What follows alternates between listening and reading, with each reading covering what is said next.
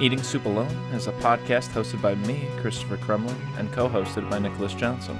We try our best to ramble incoherently about a handful of movies at least once a week. I wonder how Tim Burton got Pee-wee's Big Adventure. That's a great question. That's his first movie, 1985. He has no credits for anything else prior to that, it looks like, unless this is a selected filmography. Let's see more wide. No, yeah. Feature film director, Pee-wee's Big Adventure. You think maybe he was friends with Paul Rubin? I don't know. Oh, yeah. I mean, I guess. Yeah. Having left Walt Disney Productions with Frankenweenie receiving positive reviews within film studios, Tim Burton was seeking a full-length film to direct. When Rubens, the producer of Pee-wee's Big Adventure, saw Burton's work on Vincent and Frankenweenie, they decided to hire him. Burton felt connected with Rubens' personality and the humor of the Pee Wee Herman show. So, there we go. But, after hiring Burton, Rubens, Phil Hartman, and Michael Varhol revised the script. I didn't know Phil Hartman worked on the script. It's very interesting. But we are not... Oh, I will also say they read Sid Field's 1979 book screenplay and wrote the script according to the book's advice. It's a 90-minute film. It's a 90-page script, Rubens explained. On page 30, I lose my bike. On page 60, I find it. It's literally exactly what they said to do in the book. There should be like a MacGuffin kind of thing, something you're looking for. And I was like, oh, my bike. That's so funny. Anywho, so yeah, that explains it, but we're not talking about that film at all today. I remember reading a quote somewhere. I don't know how true it is, but what's his name? The man who wrote Godfather? I want to say Mario something, but it could be Puzo, something like that. Mario Puzo, I think it is. He wrote the book and then the screenplay, and then won the Oscar for the screenplay. And he was like, "Well, if I'm gonna write a second movie, I should probably figure out how to write a screenplay." Because I was just guessing on that last one. Mm-hmm. And he bought a book, and the first chapter was titled like "Study the Godfather" or something along those lines. All right, but the movie we are talking about is Edward Scissorhands. Came out 3 years later. We sure did. It is described as a fantasy gothic romantic film. Wowee. That first, Chris, yeah. Happy anniversary. Oh, thank you. Happy 2-year anniversary. We turned 2 very recently. Terrible twos. Let's Terrible get twos, fucked that's up, us. you We're know? getting fucked up. We're getting cranky. We're getting mad. Yeah. It's going to be all it's going your downhill problem. Yeah. Also, great news. Finally got my ban lifted from the post office. I can get back to our P.O. box. Whoa. I got mail. Okay. I read it. That's right. I was going to say let's read it, but I read it. This one says ES on it, which I assume means Edward Scissorhands. Edward Scissorhands. Historians haven't been able to pin down an exact date, but it's believed that at some point in the 20th century, someone asked, what if goth was a guy? A crack team of experts and mystics put their hands together, and after extensive R&D, Tim Burton was bathed in... Oh, sorry. It doesn't say bathed. It says breathed. Breathed into existence. Then he said, what if goth was a guy, and everyone liked him and wanted to pork him, even though he's a little weird guy. Also, he is not me, by the way. Good movie, 7.5 out of 10. You have no history with Edward Scissorhands? I have vague, early memories. Impressions, perhaps? Yes, of seeing it. Spill them. I mean, what did you think this movie was? I have very clear memories of seeing him popping the waterbed and then holding the new hands that Vincent Price gives him and them falling apart in his scissor hands. Two iconic scenes, in my opinion. Oh, yeah, absolutely. And then, the other day, turns out Free Will does not exist. We just so happened to pick the only other movie about a guy with knives for hands after watching all the other ones. Yeah, and then we were like, oh, wouldn't it be funny if we watched Beetlejuice? And then I think a little bit through, a friend of the show, Will, was like, you kind of picked two movies that, if you combine them, have Freddy Krueger in them, because Beetlejuice is like a little ghoul guy. He's like, hey, I'm dead. He wears stripes. God, and he's a bioexorcist. He's like, I'm going to be all spooky to scare people off, you know? Yeah. Anyway, so when we watched this the other day, it was the first time I'd seen it front to back.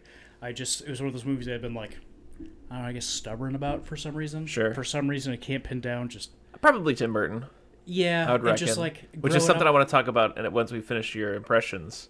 Yeah, just growing up girls who were my type, girls Oh no. For sure, we'll cut Sure. that out. I think it stays. I can bleep it. Bleep it's good. Yeah, bleep it's good.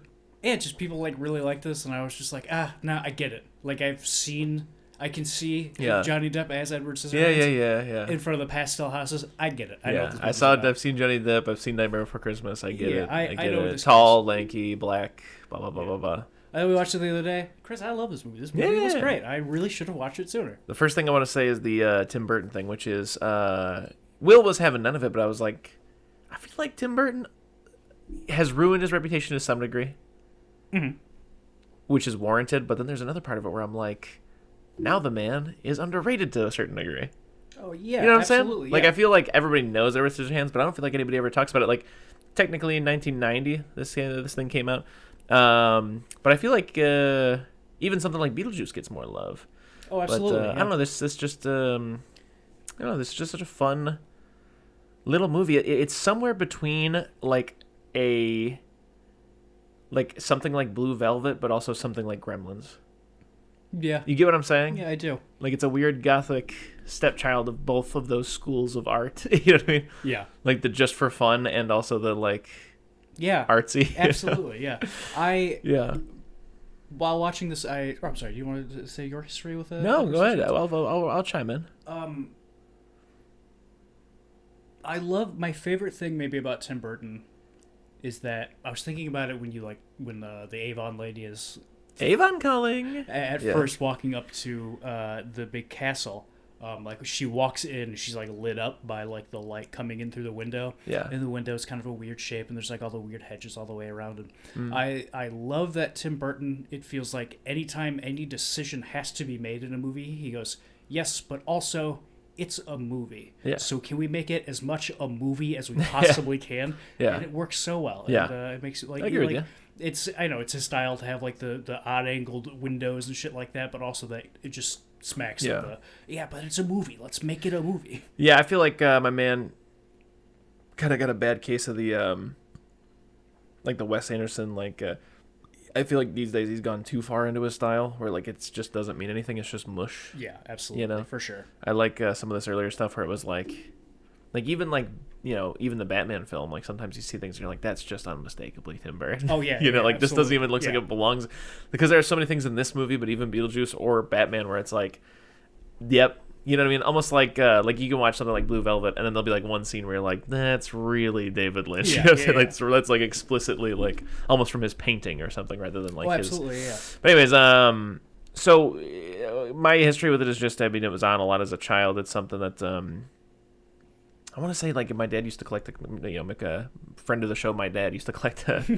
McFarlane toys. Yeah, and he did like the movie line. And cool, your dad. I think he had the Edward Scissorhands statue. I know he had the Crow one because I still have it in a box somewhere.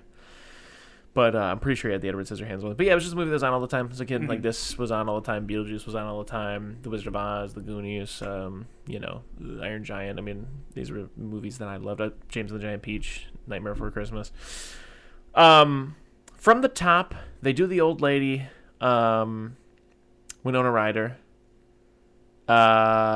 Mid's voice, but I mean, makeup wise, it's one of the better looking old ladies I've seen in movies. It is, but also I couldn't help but think 17-year-old Winona Ryder's underneath that. Yeah, and I think about it anytime they do that. They put old makeup on a young actor. Just get an old person. Lady, yeah, hire an old lady. I'm sure it's cheaper. Sure. That's one person instead of. And it doesn't take like 8 hours each day for Winona Ryder to sit there and. But I mean, I guess it's who do you want to employ? Some old lady for a couple of days? Do you want to have someone who's learned how to do makeup really good employed? Maybe they just had him lying around because they already did Edward Scissorhands weird cuts, and they're like, I could do more of those and make it look like an old person. But I will say the beginning reminds me of I'm hazy on it because I've only seen it once. I've seen the Titanic once. Doesn't the Titanic start with like an old lady being like, I was in love once?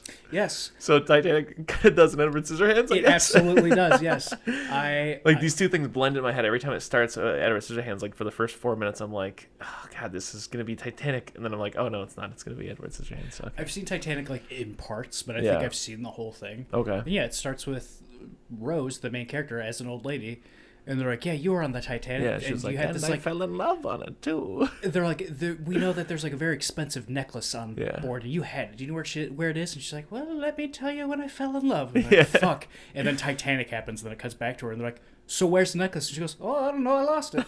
And then they're like, fuck, all right. And then it shows the old lady walk out to the ship that she's currently on, pull the necklace out of her pocket, and go, I love you, Leonardo DiCaprio, and chucks it into the sea. Damn, she pulled a fucking, what was it, a fucking, not Rollo Tomasi, what's the other one, the Unusual Suspects? Oh, Gavrilo Princip, he says something like, P-tiered Griffin. You know what I mean? Where he's like, yeah, there's this son of a bitch, his name was Stewart, whatever. And he walks off, and you're like, oh my god, he was Stewart the whole time. Yeah, fuck. Rose does that. She does an Unusual Suspect. Yeah, what's the guy's name in Unusual Suspect? Kaiser Soze. Kaiser Soze, yeah. Yes. Yeah, anyways, yeah, so she's talking to this old lady, and she's like, there once was a man who had scissors for hands. And yeah, we get the just crazy pastel neighborhood. And Avon calling. She's going around trying to sell shit to people she knows, too. They're just like, come on, Peg. I never buy shit. It's funny little gags. Like, she's like, great, doing it with like a teenager, and she's putting it on her toes, and she's like, I have no money, right? Yeah. And for some reason, she decides to go to the top of Tim Burton's house and try to sell makeup to whoever lives there, and who lives there other than Edward, who is... I guess you'd say the son of Vincent Price, who was up there making Vincent Price machines. And so sick that it's Vincent Price. Yeah. I think it's his last role. I think he died. Is it? Yeah, after making this, yeah.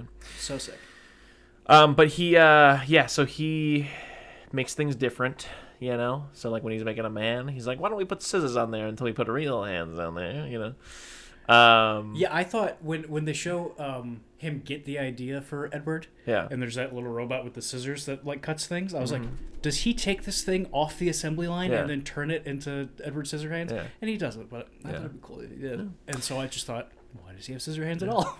Yeah, I like that he's got scars all over his face from like trying to touch his face different times. That's good. Yeah. But basically, she's coming at her and she's like, "No, put those weapons down." And she's like, "Oh my god, those are your hands." She's like, "I'm gonna take you home." Does he say something like he didn't finish or something? Oh yeah, he says, "I'm not finished," or something like that. Yeah. Sad. Very sad. Yeah, and he also says that thing where she's like, "Don't you have a mother or a father?" And he goes, "He didn't wake up." Very sad. Very sad also. But Peg, great character. I really like her a lot. I do. She's what's that actress's name? What else is she in? Is it Kathy Baker? Is it Sally Field? I think it says Kathy Baker, lady, or am I tripping? Let me see. Who plays Peg? Let's look at the cast. Diana West. Oh, Diane Wiest. Diane Wiest. Not from this era, for me personally. Don't know these actresses. I don't know. I thought she was. Oh, Kathy Baker is Joyce. Who else does she play? I feel like I recognized her and the first neighbor that she tries to sell whatever. Oh, the large one is from... I want to say she's from like 2.5 Men, right? She is. That's exactly who she is. I felt like I was like, oh man, this woman was like in everything, and then she's kind of disappeared. But no, I think I just remember her from 2.5 Men. Yeah, let me see. Well, was she also in Mr. Deeds or something? Could have been. Or am I tripping?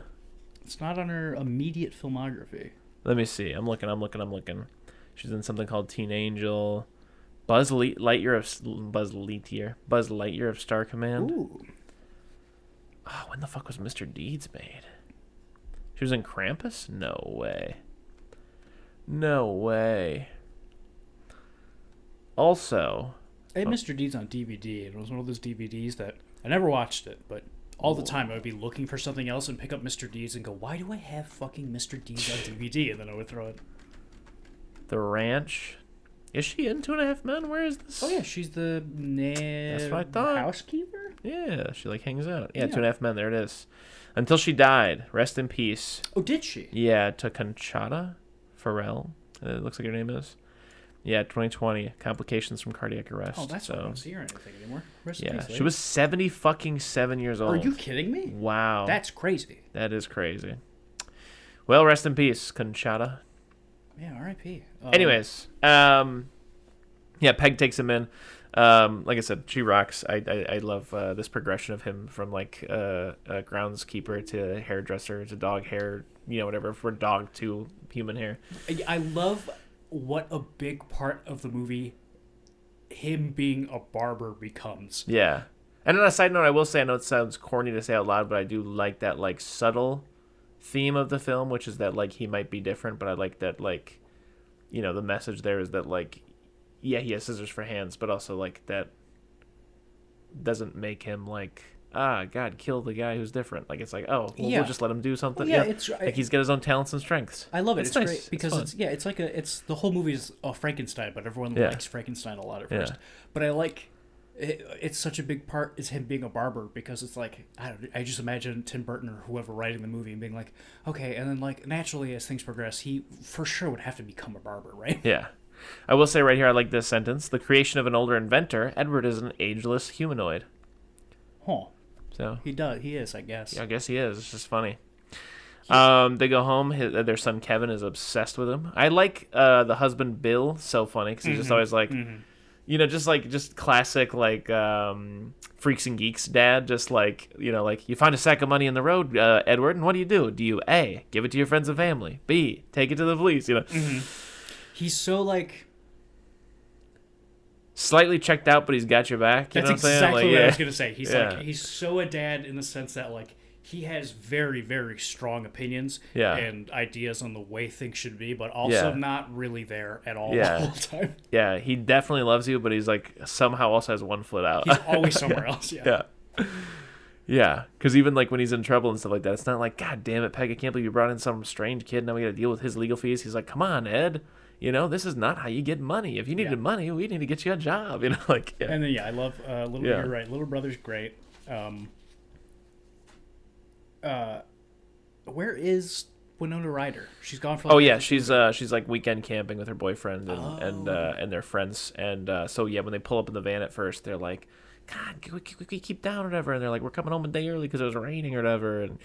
And you know, I think that's when you first get the establishment of, he says something like, he's like, you know, I can't go home tonight or something because my dad's got like fucking security cameras up my ass or whatever. Like if I get even within 10 feet of the thing, it's going to go the fuck off, you know, whatever. So like, you know, she's like, you should have called ahead or whatever, something like that, whatever. Anyways, yeah. One of the first things that happens is, because everybody is the fucking, all the housewives who smoke just being like, who is this guest of Peg's? Tim Burton seemingly has a disdain for housewives. He does, yeah. But it's so funny. It's one of my favorite parts of this movie is that, how they're all just constantly.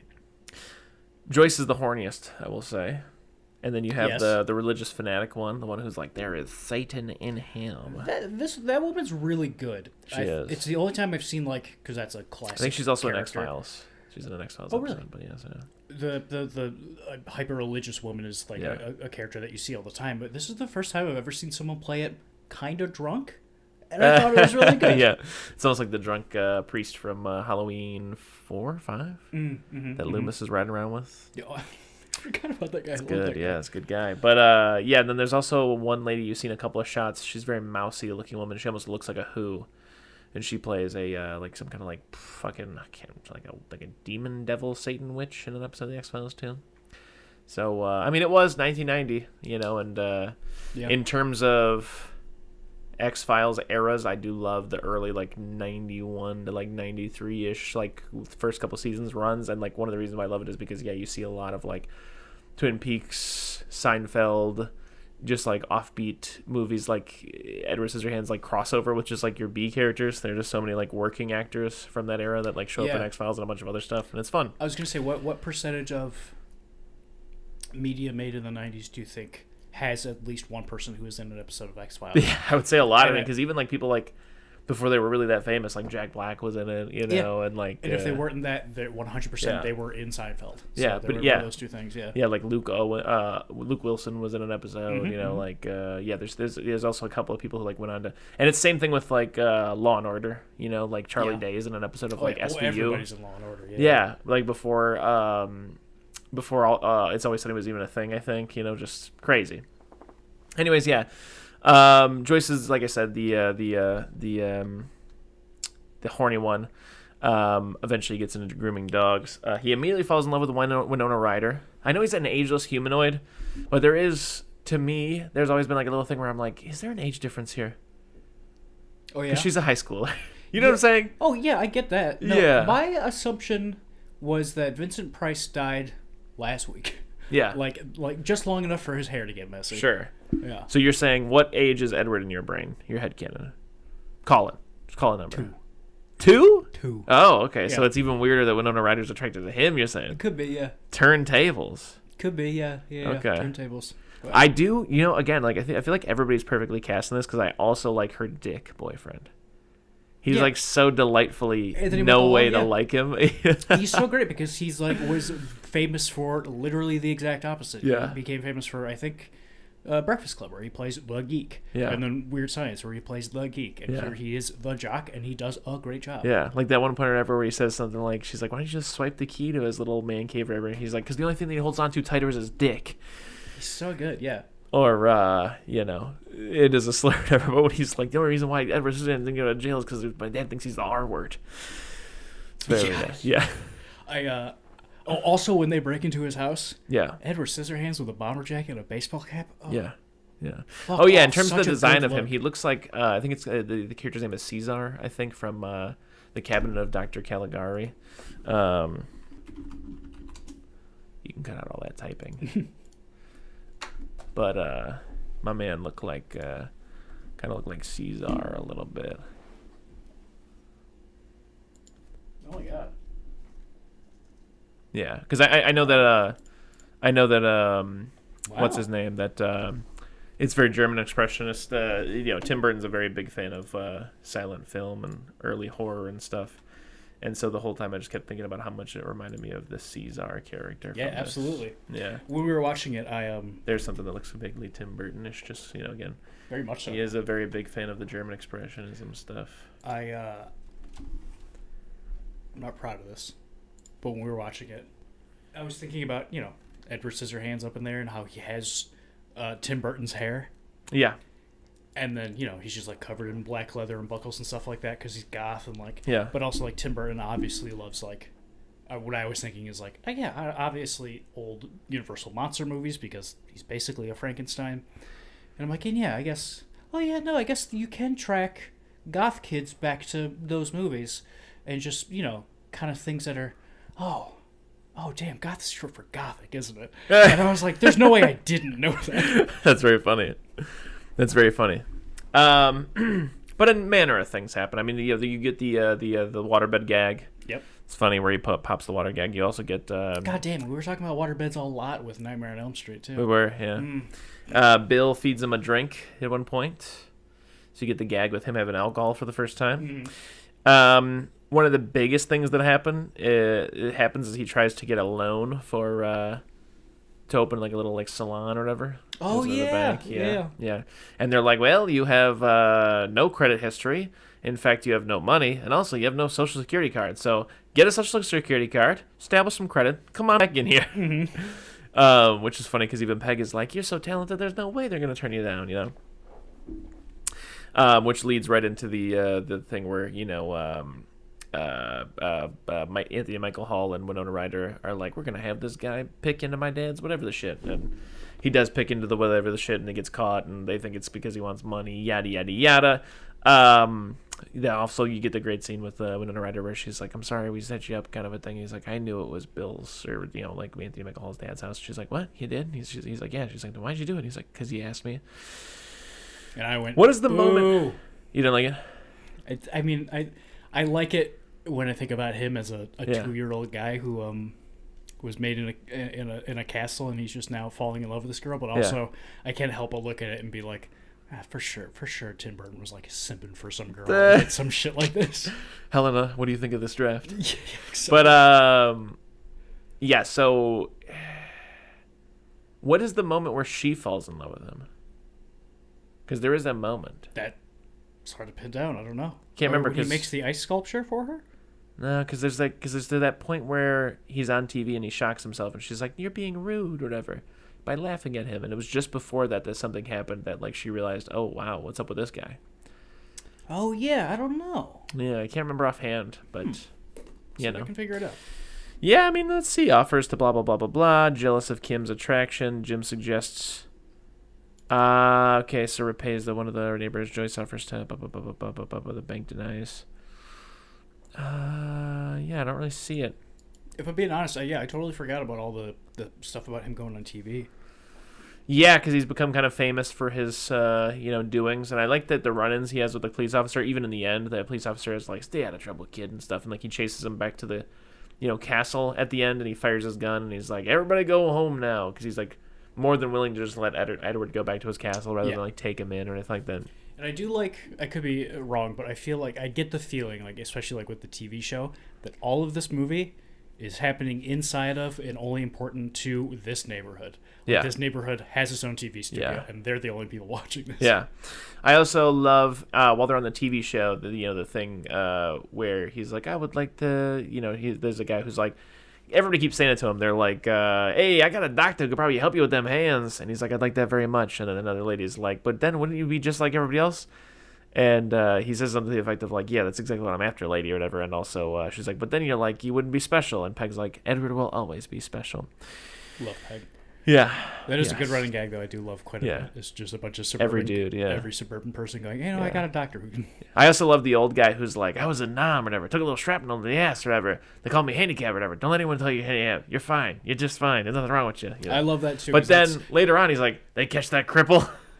Because it's classic He's talking to that kid. Yeah, it's classic old white guy where it's just like, this guy is really off base and saying some off color shit, but at the same time, he is giving him some all right advice, but also it's coming from the wrong place. Yeah. I also like when when he's in court or whatever, and the lawyer is like, the years of isolation have left him without a moral compass. He's incapable of determining right from wrong. And then the police officer's like, is he going to be all right out there? And they're like, oh, yeah, he's going to be just fine. Yeah. Also, don't know if it'll come up at all, but just saw it sick as hell when he's walking down the street and cuts his own clothes off. Oh yeah, that's a great bit. Yeah. 100%. At Christmas, Edward carves an angelic ice sculpture modeled after Winona Ryder. I would too. The ice shavings are thrown into the air and fall like snow, something that never happened before and will come up at the end. Kim dances in the snowfall. Jim arrives, calling out Edward, surprising him and causing him to accidentally cut Kim's hand. Then Jim's like, you're a fucking monster. You fucking hurt her, bro. Starts beating him up and stuff like that. Then he doesn't he like accidentally hurt him a little bit or something like that, or runs away, and he starts destroy. Yeah, that's when he cuts his shit off. He cuts his clothes off, and he's cutting the fucking Wikipedia says they're called topiaries. Oh, sorry, right here. Sorry, my bad. Look. This guy, topiaries. Oh, okay, I did it again. Topiaries. I thought I was like, isn't that a flower? But no, it's a bush. I'm looking at the movie right now. It seems that he's just cutting some flowers, and then Winona Ryder falls in love with him while looking at him. Cutting some flowers. Anyways, Kim's parents go to find Edward. He's there alone with Kim. She asks him to hold her. Edward's afraid of hurting her, it says. Jim's drunken friend. Oh, yeah, the drunk driving thing while Kevin's walking home from his parents or from his friends or whatever. They're about to hit Kevin. Edward pushes him out of the way, but he cuts him up a little bit, and Kevin's freaking out. And then Jim's like, you're a monster, freak. Get out of here. Yeah, I do like how it's kind of how it is a little bit set up that like throughout the movie he's constantly accidentally cutting himself like in the face. He's like, oh shit. Yeah. And then so at the end when he's like accidentally cutting everybody, I'm not like, okay. I'm like, no, this makes sense. Because again, it's his fucking hands. Yeah, it's like, Yeah, it's great. And then it ends, with him going back to the castle and everybody chasing him out. Because, there was that thing where Joyce came onto him and she was like, he raped me. I can't believe that Peg just lets him live there with their teenage daughter. I just couldn't imagine what he's doing. And Kim goes to the thing, and to be honest, the end here really reminds me of the ending of Batman. Yeah. 'Cause it's in like a decrepit place, and I think like Kim Basinger or whatever in the Batman movie is like wearing all white too for some reason in my mind. I don't know if that's true. But anyways, basically they fight. I mean, it's classic monster, fight. He stabs the bully guy and pushes him out a window, and Kim finds a, discarded like knife hand or whatever and brings it out to people, and she's like, he's dead. The Scissorhand man is dead. And they all believe him. They go home, and it cuts back to old lady, and she's like, yes, that's true. She's like, Grandma, why come you never went and saw Scissorhands again? And she's like, oh, I just never got around to it or whatever. Don't really She's care like, about him that much. Yeah, she's like, but I know he's still alive because it only ever snows since he's been up there. And then it cuts to him and he's up there on some ice sculptures making it snow because he's ageless. He looks the same. Chris? Yeah. I love the ending of this movie. Yeah. That was so good. Like, Yeah. like while she was saying it, I was like, oh, no. Oh, Yeah. because it never used to snow, which means he's up there making snow. Oh, Yeah. Oh, that's so cute. Yeah. Yeah, the elder woman, yeah. And she says that she also wants Edward to remember her as she was in her youth. Mm-hmm. Yeah. Yeah. Nora. It is very much so a teenage Nick's wet dream, so it is probably good. I didn't see it until last week. Oh, yeah? Yeah. Let me just type in Pee-wee's Big Adventure real quick. Oh, well, that didn't work because I got all these cables over here. What's going on? I'm just curious. So Pee-wee's Big Adventure came out in 1985. That thing cost $7 million and made $40 domestic. Okay. A couple years later, he gets Edward Scissorhands because of that return on investment there. Makes it for $20 million and makes $86. Next year, my dog makes Batman 1989, as it's known. What was the budget on that thing? They trusted this guy with $48 million, and it made $411.6 million. So just about 10 times what it cost to make. Not bad. Not bad. And then my man made Beetlejuice. $15 million. Yeah. What would you give? What would you give the Edward Scissorhands there? I'm been thinking about it for the past few minutes. Yeah.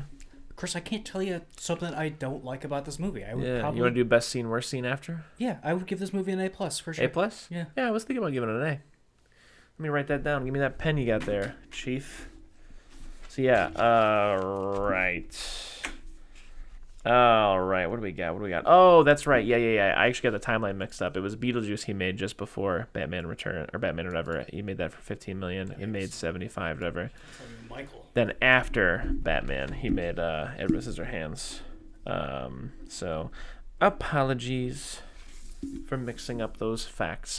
Favorite scene? No, you. No, me? Yes, you. Favorite scene. I think mine might be Peg going up to the castle and meeting him for the first time. Yeah. Which sucks because that means the movie doesn't get any better than the beginning. But I like it quite a bit. Yeah.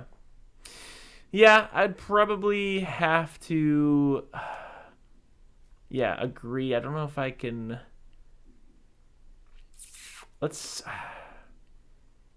I'd probably have to say, I mean, it stood out to me since my childhood, probably the sequence of, like, actually trying to rob the house through to the parents' reaction at jail later that night. Where, they're like, what were you thinking, buddy? No, I'm going to change my answer. I'm going to flip it completely. It's the end. She talks about how it never snows, and so he's got to be up there, because that really got me. Least favorite? Like, that's so cute. I should have seen that coming. Least favorite? Yeah, I don't think I got anything. I don't like the lady trying to strap him to a table and have sex with him. Yeah. Felt a little unnecessary. I would say I don't know that had to be in there either, but But I will say we also did watch a movie called Beetlejuice that came out in 1988. It is a fantasy horror comedy, which if you click on the horror comedy link, they use Abbott and Costello Meet the Frankenstein as the picture on Wikipedia. So sick. It's funny. So that's big for Abbott and Costello. Good on them. Yeah. Oh yeah, that's right. It's mail time. Beetlejuice. Beetle guy. At some point in time, someone asked, "What if perverts was one guy?" And that freak from the last letter was like, "Oh, I know all about that. I can make him a ghost too." Sorry. Can I make him a ghost too? My bad. And Warner Brothers was like, "What? Oh my God, sure, whatever. Just get away from me. Take this $15 million and get." Good movie. 7 out of 10. Chris, what's your history with Beetlejuice? It was another movie that was just on all the time when I was a kid. I saw it a million times. What about you? I saw bits and pieces of Beetlejuice all the time growing up, and I have memories of like the action figures and stuff like that. Of them with like him with the eyes on his hands and like the weird heads at the end. Yeah. I remember those very clearly because they scared the shit out of me. Yeah, we watched it with a friend of the show, Will, and he mentioned, he was like, "That is not at all what I thought this movie was." Mm-hmm. Did you have any preconceived notions about what this movie was? Kind of. Like, I knew, like, the whole gist and vibe of it. Okay. 'Cause I've seen a lot of it, but I don't think I'd seen the whole thing all the way through. Okay. So I wasn't really surprised by any of it. No. Sure. So it kind of tracked, you would say? Oh, absolutely. Yeah. First off, I will say one of the things I like about the movie is like I feel like it drags in some way, but I think that overall it's paced perfectly to just be like a beautiful like escalation. Like as it keeps going, it's just like every like 15 minutes it's twice as weird. Yeah. It starts out so normal with just like, oh honey, we gotta go down to the store, and then they die. And then they come home and like their fingers are on fire. And they're like, what is going on? And then they see the handbook for the recently deceased. And I just love the tone of that scene. That's one of my favorite scenes where they just kind of come home and they see that book. And the book just looks perfect. The design on that prop, perfect. Oh, it's so good. Yeah, it's great. Yeah, and I love all the gags with them reading it and him being like, it reads like stereo instructions. And then later on when you get like the epilogue or whatever, when Pervert Dad is reading it, he's like, this reads like stereo instructions. It's actually a pretty decently funny movie, I would say.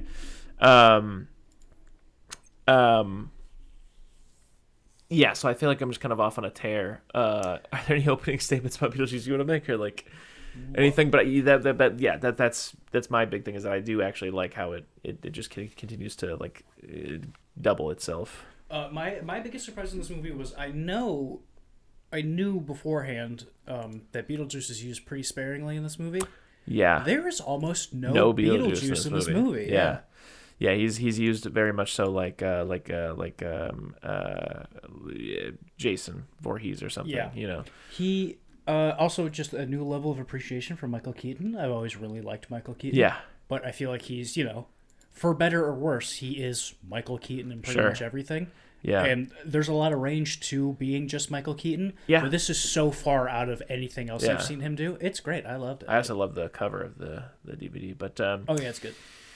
Yeah, and I will say, we've been critical of sequels in the past, and we've been critical of sequels that exist just for nostalgia's sake. And you know what? I don't give a fuck. I'm going to watch Beetlejuice 2 in September of next year. Yeah. Watch the fuck out of it. Michael Keaton's coming back. Winona Ryder's coming back. I think it'll be good? Fuck no. It's gotta... But I'm going to watch it. It's gotta... What's her name? And everything. Jenna Ortega in it, apparently. Ah, yes, because she's the daughter of Winona Ryder, yes. I don't know if that's canonical in life, but that's kind of, apparently, I'm looking at the cast on Google right now, so who knows how real this is. This is Monica Bellucci's in it, and Willem Dafoe? Check out this, and Willem Dafoe. Check out this Beetlejuice toy. It's of the headhunter, and he's got his normal head, but then underneath it is the shrunken head. I also have very, very strong memories of, as a kid, seeing the headhunter and being very afraid of him. Yeah, so some of the stuff is actually I do like a lot of the practical effects, like the way things look, like the afterlife. This movie looks so good. I love it. I love that afterlife scene with the lady who's like, if I would have known what I know now, I wouldn't have had my little accident. And then like a couple scenes later, you get Orzo Salad or whatever his name is, Ortho, making the joke where he's like, they say that people who commit suicide end up civil servants in the afterlife. Which is funny because those are very dark jokes, but also they're very funny. Yes, yeah. But yeah, everything looks great. The guy with the shrunken head, even though I think that the whole like voodoo guy shrinking a safari hunter thing, it might be playing with some racism. Oh, for sure. But yeah, there's also the guy who's got like his leg in a shark. There's the lady who's cut in half and she looks like a magician's assistant.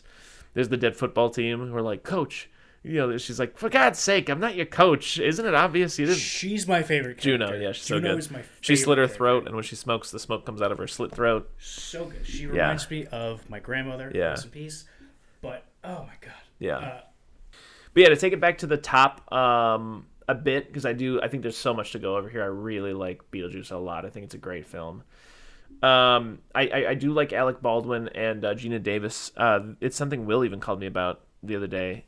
Which was funny because he left a voicemail where he's like, oh, I got a bit for you. And then when I called him, I was like, what's your bit or whatever? He's like, okay. I was thinking about this. He was like, that couple in that movie are just so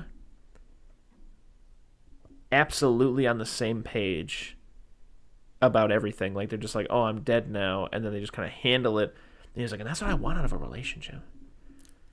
Is it Gina Davis? And I was like, this is not a bit. This isn't funny, but I get you. It is very sweet because I was like, like I do like that. Like something that's really cool about Beetlejuice also is that like, they've got like just a rock solid relationship. Like I've never seen a more healthy depiction of a relationship in any movie. I can't think of any movie that has a healthier. And so what I was saying was like, Yeah, like, it's so counter to like every other movie I've ever seen where like, there's something in the relationship that is the cornerstone for the conflict. But instead it's just this rock solid relationship that's dealing with a situation. That they unfortunately died in the middle. Yeah, exactly. It's very funny that Will called and was like, I got a bit. Imagine I was Emotion. happy. Yeah, imagine I was happy. Yeah. Yeah, love Alec Baldwin. He's pretty kind of like... It's like the only thing I've ever seen him in, not 30 Rock. Exactly, where he's not being the guy from 30 Rock. Yeah, where he's not just a guy in a suit who drinks. Always love Gina Davis. I think Gina Davis might be the first woman that I saw as a kid. Like, yeah, 'cause she's the mom in Stuart Little. Yeah. When did Stuart Little come out? I'm going to say 2001. That seems like a Twin Towers movie. Maybe 2002. You're telling me Stuart Little isn't at the top of Gina Davis' Wikipedia page? You're telling me it's only important to me? You're telling me it was based off a book? Theatrical release poster by Carl Ramsey. Carl Ramsey, you fucking killed that shit. 99. So I would have been 3 when Stuart Little came out. Okay. So at 3 years old, you were bricked. At 3 or 4, I was like, I'm hard for Gina Davis. No, I was like, it was like the first time as a kid, I was like, I like this lady more than I like everybody else, and I don't know why. And so, like, Gina Davis was the first person I ever had a crush on, I think. And so shout out to Gina Davis. Yeah. Love you. Keep it on. Yeah. But yes, I know I just said it, but I'm going to go over it again. I do love, they have this idyllic little house. They're doing a staycation to do some DIY around the crib. There's this like annoying lady who just reminds me of, like the lady from Donnie Darko. The one who's like, I just do not feel like you care about sparkle motion. And she just reminds me of some of the housewives in Edward Scissorhands. It's just this lady who's like, this house is worth a fortune. I've got a nice guy in New York City who makes a bunch of money, who has some kids, and he'd love to just unwind and come here and live in this house. And they're like, it's not for sale. It's not for sale. We're not selling it. We want to live in this house. We're here to unwind. You know what I mean? Mm-hmm. And, they're hanging out, and, Mr. Alec Baldwin is like, you know what? I gotta go get something from the little handy store that he runs. It's like Maitland, Handy, or whatever the fuck it's called, which is their last name, and that's fun. He goes in, takes whatever he needs or everything, go back down to the crib, and on the way back, dog runs out. They swerve and crash into the river, which doesn't really seem like it should have killed them, but whatever. I mean, it's a movie, and at that, it's a comedy movie, so, it works just fine. But they come home, it's dark, and, the whole thing happens where they're trying to get warm by the fire because they're soaking wet and also dead, so they're trying to get warm. Gina Davis's fingers are on fire like candles. I think he tries to go outside for something and ends up on Saturn with the fucking sandworms thing. Yeah, he ends up in Dune. Yeah, which is such a funny running gag, because, later on, before you ever see Beetlejuice, he's reading the newspaper, and he's like, sandworms. And there's, a fucking article about how, sandworm attacks are up, 13% or something like that. Then later on, we'll talk about the scene in depth more, but when he's trying to convince them to hire him, and he's like, hey, you've been a Saturn? I've been a Saturn? Whoa, sandworms. I hate them too. So funny. Add it to the list. You got a great Beetlejuice impression, didn't you? But yeah, so they pretty much begin to suspect that they didn't survive, and I just love the tone of this, them soaking wet, being back at the house, and it just feels like the conclusion of Act 1, right? It's just so good. The zoom in with a little bit of dramatic music on the handbook for the recently deceased. Anyways, the house sells. Sorry, I have some troubling news for you. Sure. One, haven't been listening to anything you're saying because I'm too busy reading about Stuart Little. Okay. We all know Stuart Little 1, Little Mouse Boy gets adopted. Sure. Stuart Little 2, he starts skateboarding. Yeah. There's a Stuart Little 3, which I did not know about. Call of the Wild came out in 2005. Completely computer animated. Okay. Looks like shit. Was straight to DVD. Everybody's still in it, though. Okay. Gina Davis, Hugh Laurie, Michael J. Fox, everybody's still in it. Yeah. They said, let's get this bag, even if it's a smaller bag. So, good on them is what I'm getting at, I guess. Yeah. Go on with whatever you were saying. Sure, yeah. So the house gets sold, they're living in it, and the Dietz family moves in. It's the same one that lady was talking about, presumably, because what she described in the beginning of the film sounds a lot like the family here. Charles, he's a real estate developer, but he's just had it with New York City. The Big Apple's taking a bite out of him, and he needs to go recharge. His wife, Delia, she's a sculptor. They got the goth daughter, Winona Ryder. Lydia, she's a little photographer. And also, I just love Otho. Delia's friend, Otho. Terrified, right? Yeah, it looks like it's rotoscoped almost. You know what I'm saying? Yeah, absolutely. Yeah. But I love Otho. I do love Otho a lot. Otho's He great, comes yeah. in through the window instead of the door because he's just an eccentric New York guy, right? The mom, I don't remember when, but I noticed that Her name's Catherine O'Hara in real life. Catherine I've seen her a O'Hara, million yeah. times, I feel like. Oh yeah, she's in a lot of shit. Yeah. At some point in this movie, she is wearing a sweatshirt as pants. Yeah. She has like I think it's a red sweatshirt that the dad is wearing earlier in the movie. Interesting. She's got her legs through the armholes and it's being held up by suspenders. Yeah. Great look. Interesting. Yeah, she's trying to turn it basically into New York, and the whole time Jeffrey Jones, notorious pervert, is No. Notorious pedophile. Go on. Yes. And I don't know if I want to go on record saying this because I want to make it clear that you cannot get worse than the pedophilia thing. But somehow reading about how it was like, oh yeah, 12-year-old boys, and then you guys dress up like nude cowboys and Indians does almost make it worse. Oh, absolutely. You know what I'm saying? I'm like, so I don't glad want that to you play did the like exact same research that I did because I knew exactly what you were talking about.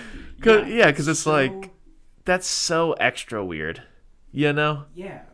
And oh, man, I feel bad for those boys. I would say the weirdest part of it all is it's arguably the smallest section on his Wikipedia page. And you know what else is weird? My man went on to be in Deadwood for like 2 or 3 seasons. Really? Yeah.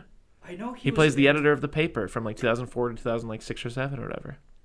Or however long that show ran. Wow. I know he was in Who's Your Caddy, but I'd never heard of that movie, and it I don't stars know what that Lil is. Wayne. Yeah. So I'm like, yeah, okay, so it's probably not the highest of budgets, and they're Sure. like, whatever, if we have to get a pedophile, we'll get a pedophile. Yeah. But My man was being in on Deadwood. is Yeah. insane.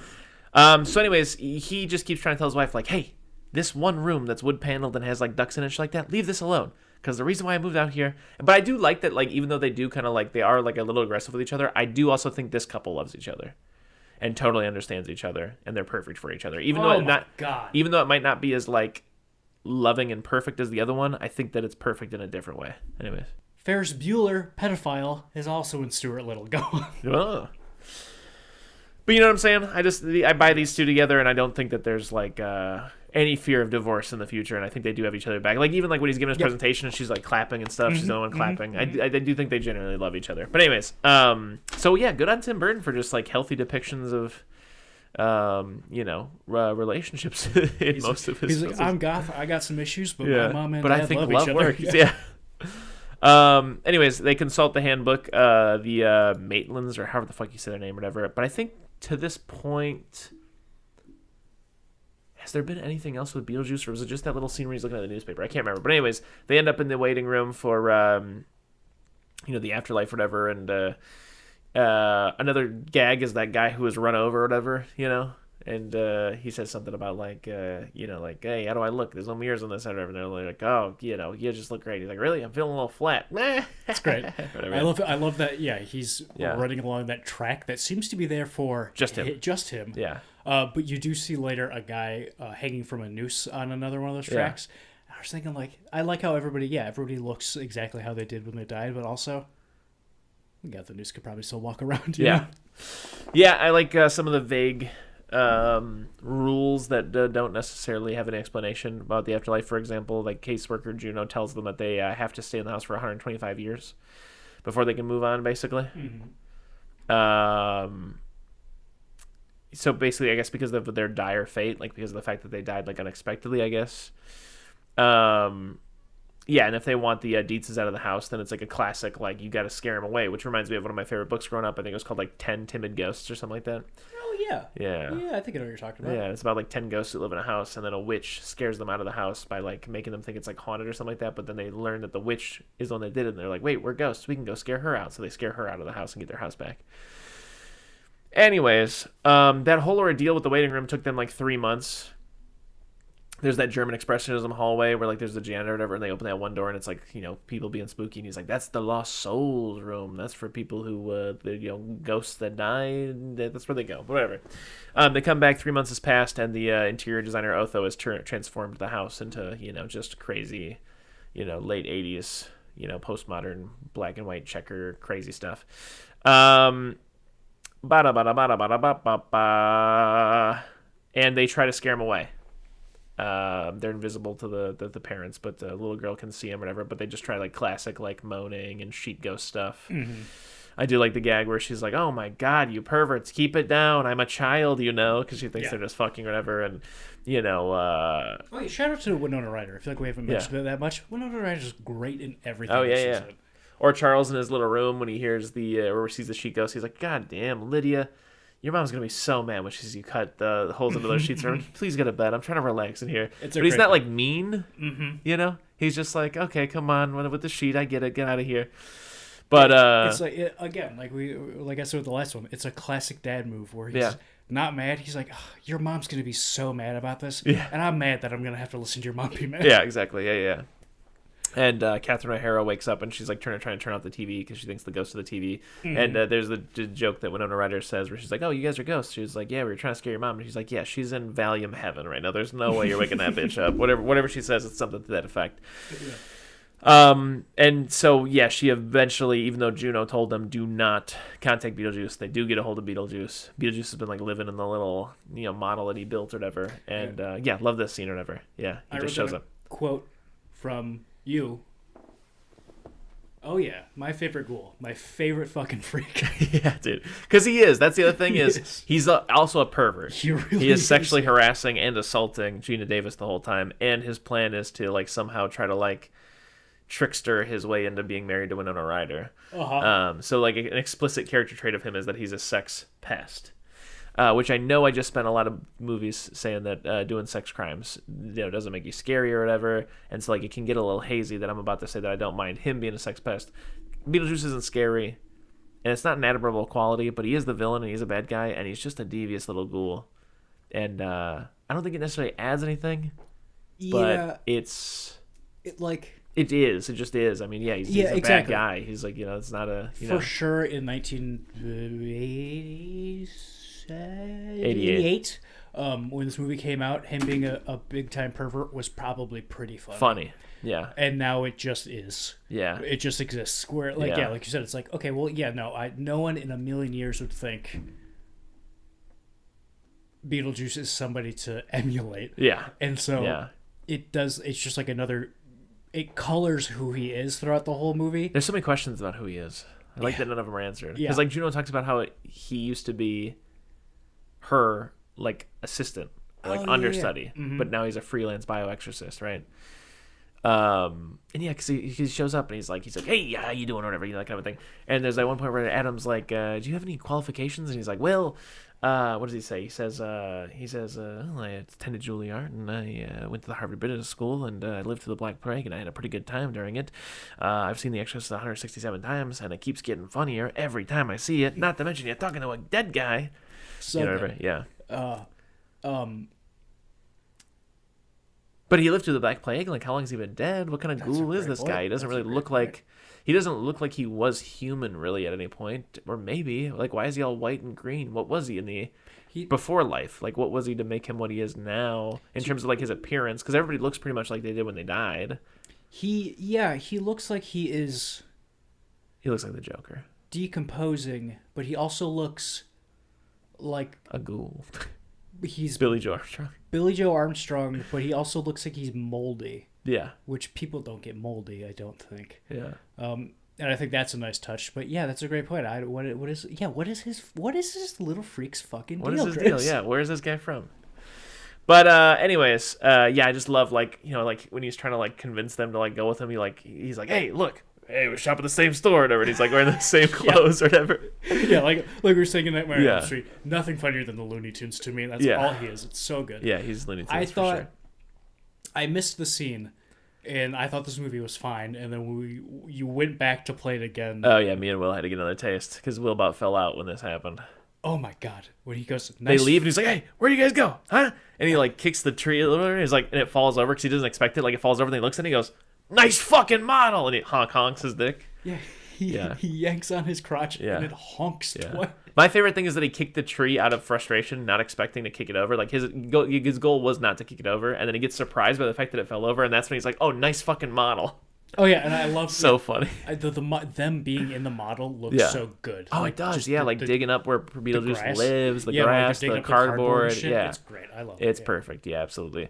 And I even like later on, like the fucking like live nudes river where he's like, all right, I guess, oh, what's this? Yeah, because he says something. He's like, I wish there was just some place where a honest Joe like myself could get some action. He's like, Hey. And he goes in there and over, and when Gina Davis is like, Adam, why would you build that? And he's like, I didn't build that. Yeah, I love that because I was like, yeah, seeing that, I'm like, oh yeah, because he's like a weird, all powerful ghoul. Yeah, Beetlejuice just made this strip club for him, and then when they go see Juno, she goes, the strip club was my thing. I just needed to get you guys out of there. And I love that too. I love that Beetlejuice is also dumb because that just happened, and he was like, hey, all right. Because you know what else that means? That means right as he was having that thought of like, hey, I wish there was somewhere where an honest Joe like myself could get some action over, is exactly when Juno like propped up, and he's like, hey, ask and ye shall receive. Like, it's so funny. But anyways, I like that later they go on to like talk to Juno, and Lydia comes up there, and he's hanging out there, like he's like sun tanning in like the red light of the strip club or whatever. And I love that when he's trying to talk about, he's like, hey, help me get out of here or whatever, because like it sucks being in the afterlife or whatever kind of thing. And he's like, it's so gross or whatever. And then he stomps on a fucking roach and eats it in front of her after he just said it was gross. And just all the little things, like where she's like, why can't you tell me your name or whatever? He's like, I can't tell you my name because then you're gonna tell your friends and people are gonna whatever, which is just nuts because again, obviously it doesn't make any sense because she's about to have to say the name, so obviously she's gonna but the whole thing with the whole like turn around, look behind you or whatever, and it's a beetle, and she's like, beetle breakfast, beetle orange, beetle I don't know, beetle morning, it's good. But yeah, anyways, I guess the other thing that we're neglecting is that Adam and Gina Davis at one point get a renewed sense of like, we can spook them off, in the famous scene with the whole like Deo happens in the whole dance party at the dinner table, and then the shrimp hands grab them, whatever, and they're like, that was amazing, oh my god, that was so crazy, like we can make a fortune off of like this is a haunted house kind of a thing, yada yada yada. So they invite investors over. And it's like backfiring, right? Like Adam and Barbara are trying to like, get them out of the house. And obviously it's attracting more people, which is just a fun little, dramatic irony kind of a thing. And eventually it progresses to the point where like, Beetlejuice does the whole thing where it scares them too much, yada, yada, yada. And then you get the big final one where Otho has like figured out how to basically like make them appear, but it backfires on them. It's like siphoning their life, turn them into like little ghouls themselves, and Winona Ryder's freaking out or whatever. She's like, oh my god, Beetlejuice, you gotta help. And he's like, hey, well, you promised to marry me, I'll come around and I'll help. And she's like, all right, Beetlejuice.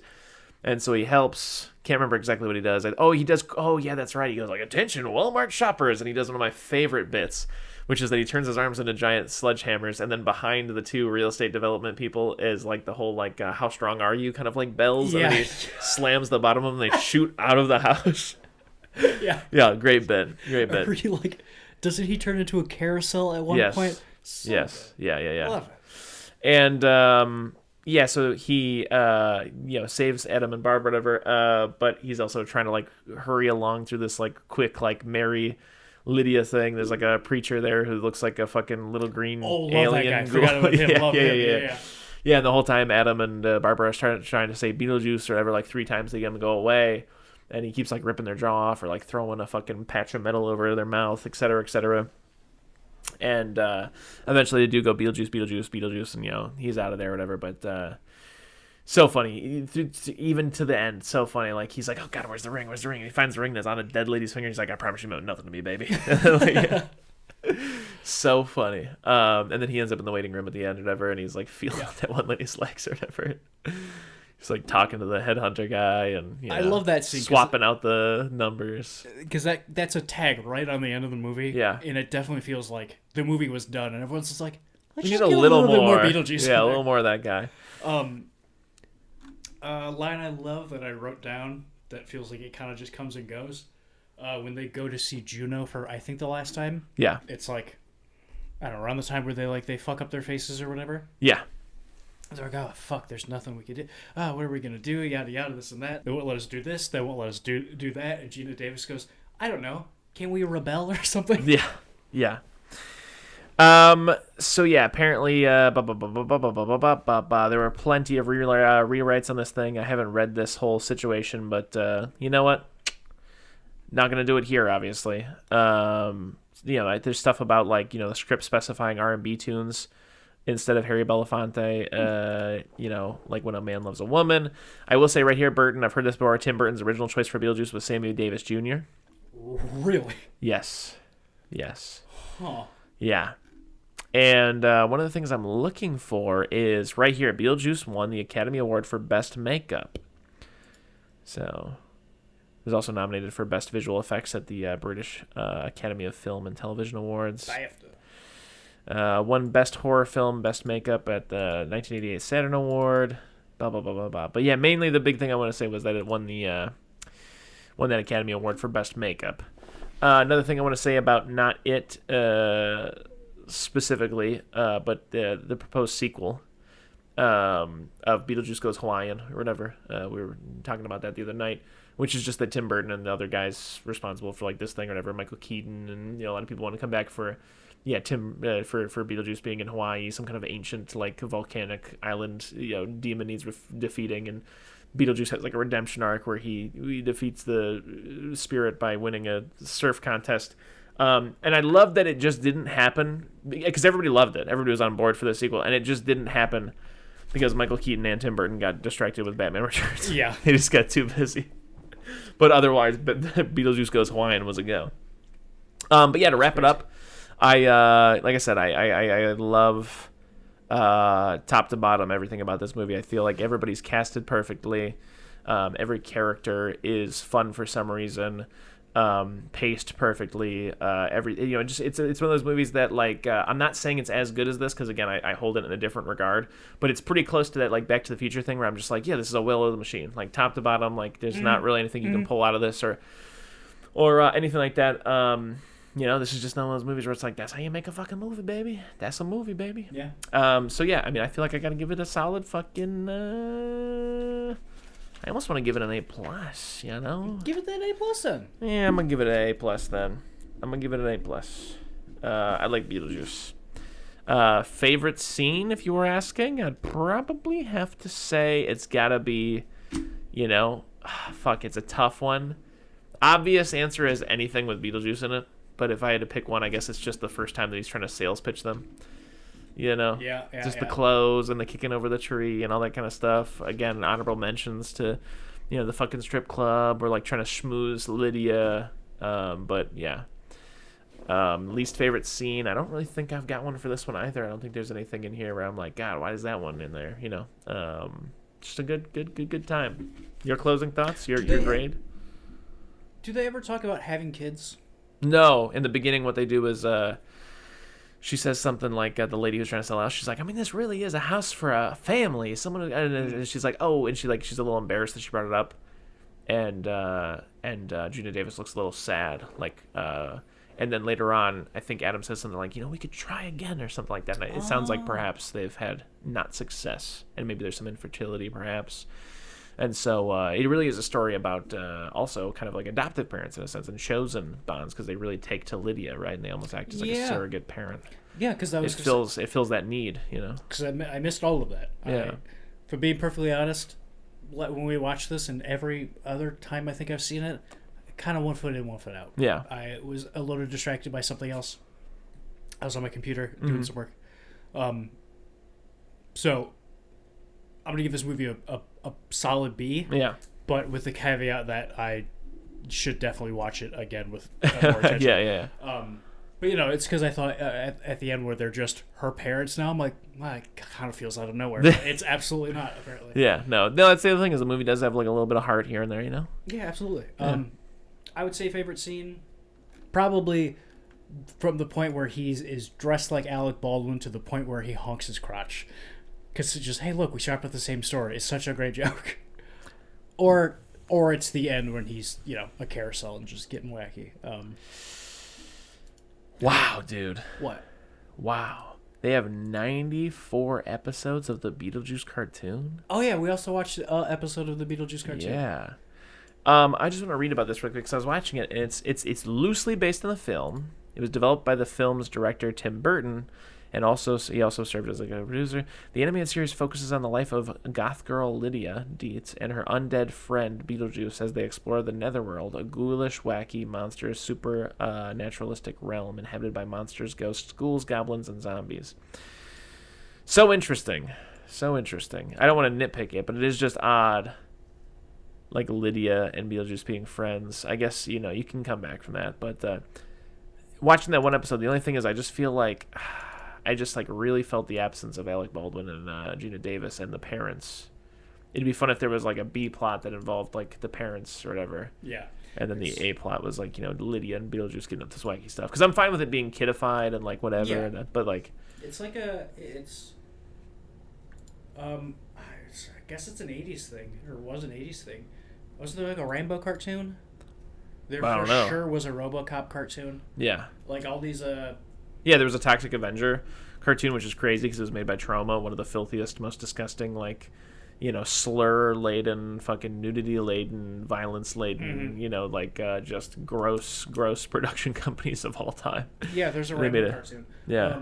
Yeah, just the idea that, most things geared towards kids in the 80s was just to sell them toys. Yeah. And the idea that, a kid would see a poster for Rainbow or RoboCop and be like, I want a toy of that. And then people would just be like, all right, I guess we're making RoboCop toys now. Oh, shit, that Toxic Avenger movie already came out. What? The Toxic Avenger movie. They made a Toxic Avenger movie with Peter Dinklage and... What? Yeah, and Elijah Wood. What? Yeah, and Kevin Bacon. So, because I was going to propose, let's do a double feature. Let's do Toxic Avenger and, Toxic Avenger, the remake that just came out. You know what I'm saying? Because I've never seen a Troma film, and I know my grandfather liked the Toxic Avenger a lot. Rest in peace. And I'd love to see the Toxic Avenger. Toxie, as they call him. I'm looking at it. I'm looking at the new one now. Yeah. He was 98 pounds of solid nerd until he became the Toxic Avenger. And then it says the first superhuman hero, ... from New Jersey. Yeah, that's crazy that I hadn't even heard about this and it came out last month. Yeah. Or 2 months ago. Yeah. I don't really want to know anything about the remake.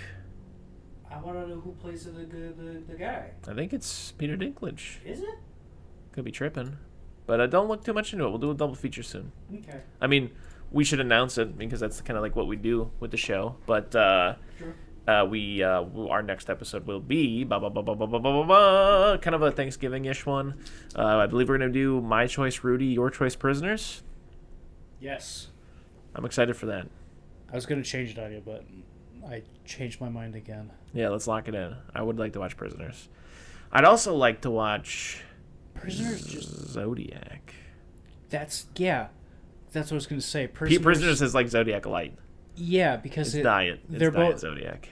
Exactly. I was going to say Prisoners is one of those movies that feels like you watch it the whole time and you're thinking of her. You know what I'm saying?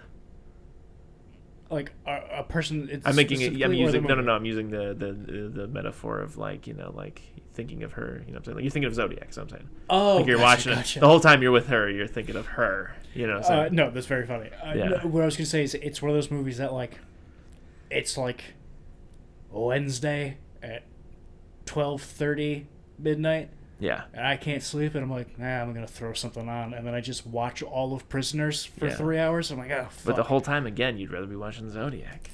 Which I think is exactly how I watched Zodiac. I just couldn't sleep one night, and I was like, I'll just throw this on for right now. And I watched all of Zodiac. I'm like, I have to be at work in an hour. For my birthday dinner the other night that my partner... booked for me or whatever. One of the surprises was that my friend of the show, Sarah Bay and Armand were also there. And yeah, Armand wouldn't stop talking the whole night about how he just watched Zodiac again. And I was like, fuck, dude, I watched Zodiac so fucking bad. You see it? Yeah. Oh, yeah. There's nothing that special about it. It's just a vibe for 3 hours. You know what I mean? It's not an A+ movie. Oh, yeah. It's a fine movie, but just the vibe is so slice me off a piece of that and let me gobble it up for 3 hours. It's a vibe, and it's 3 actors I really, really like, just getting excited about shit, and then it's just kind of over. Yeah, I mean, Prisoners is kind of like that, except they're not getting excited about shit. They're getting mad about the fact that their kids are gone or whatever the fuck. Because it's Hugh Jackman is okay, yeah, I like Hugh Jackman, and and Ryan Seabass, what's his fucking name? Jake Gyllenhaal, who I think can be spotty in terms of. Oh, for sure. But I do like him as an actor. I do like a lot of things he's done. And then it's Paul Dano, bro. It's that little freak Paul Dano. Oh, can't get enough of Paul Dano. Yeah. Also, these are Thanksgiving movies, by the way. Yes, yeah. So Rudy always reminds me of Thanksgiving. I think it's probably just because fall, football, Notre Dame, Thanksgiving, fall. That tracks. And then Prisoners takes place. Will was telling us that the kid gets abducted at Thanksgiving dinner. Yeah, I don't want to look into that anymore because I don't know what that means. That's nuts. Yeah. I don't know how that happens. What's a different Thanksgiving movie? Zodiac? I mean, yeah, it's got the vibe. My pick was going to be, what I was going to change it to is, we talked about it, this isn't what I was going to change it to. I talked about a Goofy movie. For some reason, a Goofy movie is a Thanksgiving time movie for me. Yeah. It takes place, big part of it is that it's the summer. Okay. And my other pick was going to be the Rugrats movie for some reason. That reminds me of Thanksgiving as well.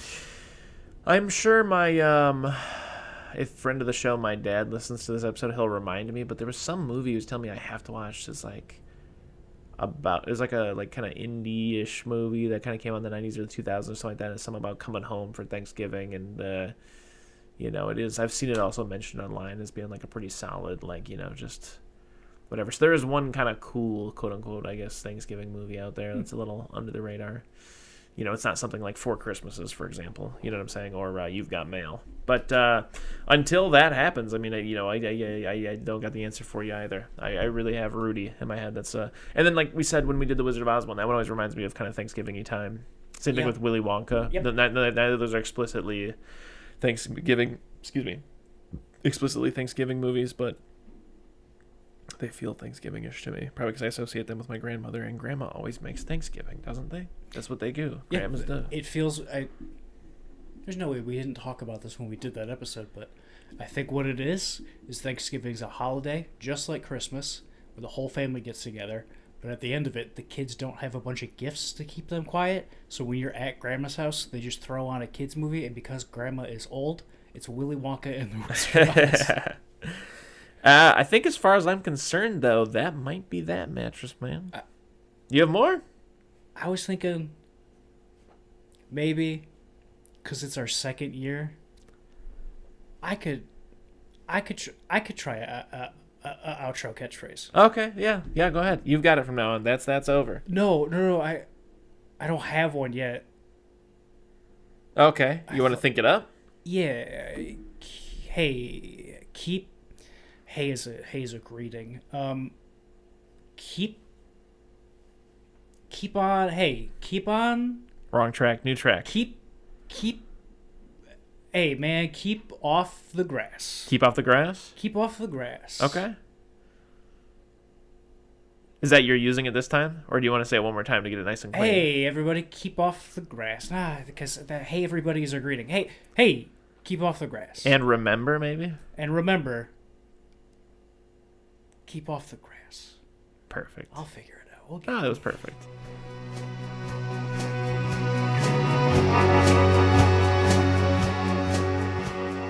If you need more soup, follow us on Instagram, Facebook, and Twitter, or go to our website, eatingsoupalone.com.